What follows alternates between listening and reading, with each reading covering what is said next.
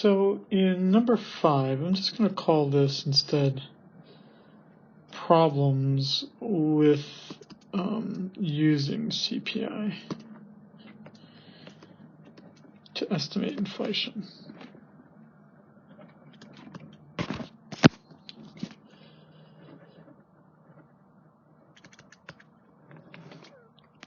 So as we saw, we basically can construct an estimation of the price by we can construct an estimate of the price by working our way through what the basket of goods cost over various years. But there's a problem with that. And the largest problem with the CPI is what's called the substitution bias.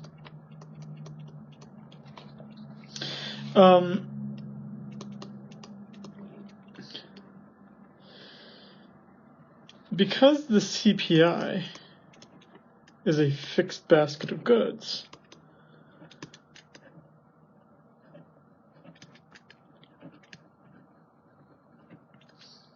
substitution is not permitted. And so that's obviously a problem then in the CPI, because basically as something becomes more expensive, consumers do substitute away from it, at least to some extent. And your CPI then would be overestimating actual inflation, because it'd be presuming that you're still buying a lot of the more expensive good when in fact you would cut back. Another problem with the CPI is that there's a new product bias. Basically, as new products get introduced,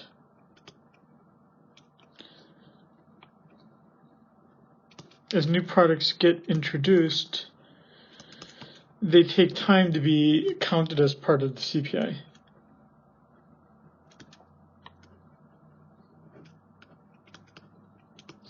So we could imagine Uber rides didn't enter the CPI until very recently because, well, they just didn't exist. Additionally, the CPI has what's called an outlet bias. Things have to be bought at the physical stores and the retail stores. So here, consumers aren't buying things at outlet stores. They do allow you to buy things online, but outlet stores, for some odd reason, are not counted within the CPI. And then a final thing going on here is the quality bias. Things may get more expensive,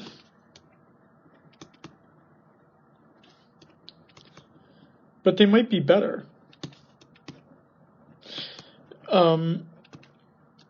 The best example I have of this is my father tells the story of when he bought his first new car.